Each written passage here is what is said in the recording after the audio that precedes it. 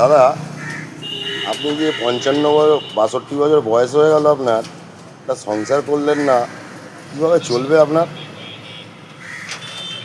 হ্যাঁ দাদা, একটু বলুন না দাদা। ওকে বলতে দে না, পাগলের মতো তারা বলে যাবে। না না, আমার যা তো গাঁজা খেয়ে মা আরো বয়স।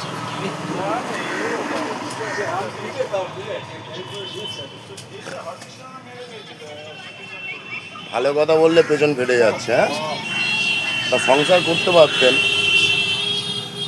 ফেসবুকে আবার দেখছেন উল্টো পাল্টা জিনিস। হ্যাঁ দাদা, গোপালদা, কিছু বলো। বিয়ে করবে?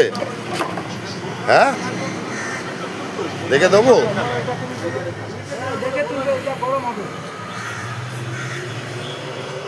ও বলদা, বলো না, হাইলাইট হয়ে গেলে টাকা পাবো তোমার, বলো বলো না মারা। পালছি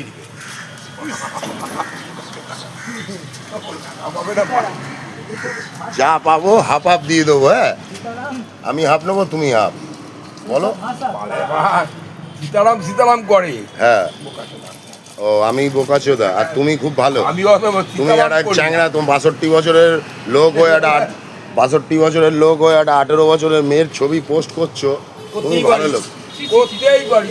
বিয়ে করলে না কেন তুমি? বিয়ে করলাম না ইচ্ছায়।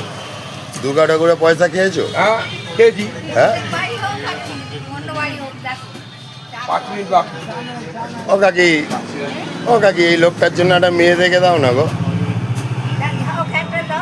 ও কাকি, এখন কাউকে পাচ্ছে না, এখন আমার পেছনে এখানে সব কটা তো আমি জানি কার কি স্বভাব। ও বলা, ওই মেয়েটার যে জানার এক কথা বোকাচোদার মতো কাজ করে মশলা মুখের মতো চা ঢেলে খাওয়া বেরিয়ে যাবে একদম মুখে। তখন বলবো কি বলবো, ওই করেছিস। আরে বাবা, পয়সাটা পেলে তো হাফ হাফ নেবো দুজনে, কি আছে? হ্যাঁ, তোমার উত্তেজিত হওয়ার কি আছে? আমি কি খারাপ কথা বলছি? আমি কি খারাপ কথা বলছি বলো না? বিয়ে করলে তো আমরা একটু আনন্দ করতে পারবো 7 দিন ধরে শীতকালে। হ্যাঁ, কানের মধ্যে গেঁজা খেয়ে মারা আরম্ভ হয়েছিল। আরে বিয়ে বাড়ি সব আমরা ব্যবস্থা করে দেবো। হ্যাঁ, আমার দোষ হয়ে গেল।